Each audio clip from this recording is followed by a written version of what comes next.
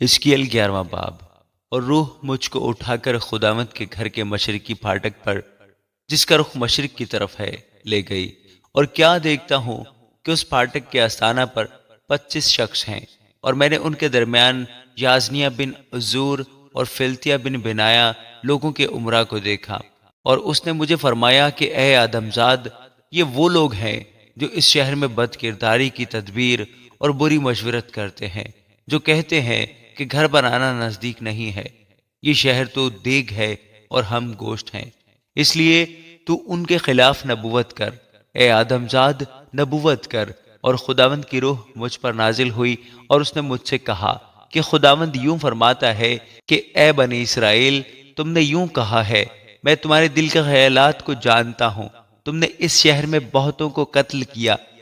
بلکہ اس کی سڑکوں کو مقتولوں سے بھر دیا ہے۔ اس لیے خداوند خدا یوں فرماتا ہے کہ تمہارے مقتول جن کی لاشیں تم نے شہر میں رکھ چھوڑی ہیں، یہ وہی گوشت ہے اور یہ شہر وہی دیگ ہے، لیکن تم اس سے باہر نکالے جاؤ گے۔ تم تلوار سے ڈرے ہو، اور خداوند خدا فرماتا ہے کہ میں تم پر تلوار لاؤں گا، اور میں تم کو اس سے باہر نکالوں گا اور تم کو پردیسیوں کے حوالہ کر دوں گا اور تم کو سزا دوں گا، تم تلوار سے قتل ہوگے۔ اسرائیل کی حدود کے اندر میں تمہاری عدالت کروں گا، اور تم جانو گے کہ میں خداوند ہوں۔ یہ شہر تمہارے لیے دیگ نہ ہوگا، نہ تم اس میں کا گوشت ہوگے، بلکہ میں بنی اسرائیل کی حدود کے اندر تمہارا فیصلہ کروں گا، اور تم جانو گے کہ میں خداوند ہوں، جس کے آئین پر تم نہیں چلے اور جس کے احکام پر تم نے عمل نہیں کیا، بلکہ تم ان قوموں کے احکام پر جو تمہارے آس پاس ہیں کاربند ہوئے۔ اور جب میں نبوت کر رہا تھا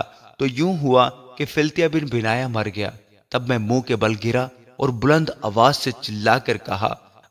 خداوند خدا، کیا تو بنی اسرائیل کے بقیہ کو بالکل مٹا ڈالے گا؟ تب خداوند کا کلام مجھ پر نازل ہوا کہ اے آدم زاد، تیرے بھائیوں، ہاں تیرے بھائیوں یعنی تیرے قرابتیوں، بلکہ سب بنی اسرائیل سے، ہاں ان سب سے یروشلم کے باشندوں نے کہا ہے، خداوند سے دور رہو، یہ ملک ہم کو میراث میں دیا گیا ہے۔ اس لیے تو کہہ، خداوند خدا یوں فرماتا ہے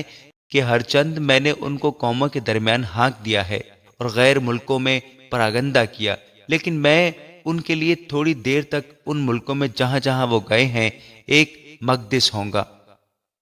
اس لیے تو کہہ، خداوند خدا یوں فرماتا ہے کہ میں تم کو امتوں میں سے جمع کر لوں گا، اور ان ملکوں میں سے جن میں تم پراگندہ ہوئے تم کو فراہم کروں گا، اور اسرائیل کا ملک تم کو دوں گا، اور وہ وہاں آئیں گے اور اس کی تمام نفرتی اور مکروہ چیزیں اس سے دور کر دیں گے، اور میں ان کو نیا دل دوں گا اور نئی روح تمہارے باطن میں ڈالوں گا، اور سنگین دل ان کے جسم سے خارج کر دوں گا، اور ان کو گوشتین دل عنایت کروں گا، تاکہ وہ میرے آئین پر چلیں اور میرے احکام پر عمل کریں اور ان پر کاربند ہوں، اور وہ میرے لوگ ہوں گے اور میں ان کا خدا ہوں گا۔ لیکن جن کا دل اپنی نفرتی اور مکروہ چیزوں کا طالب ہو کر ان کی پیروی میں ہے، ان کی بابت خداوند خدا فرماتا ہے کہ میں ان کی روش گو انہی کے سر پر لاؤں گا۔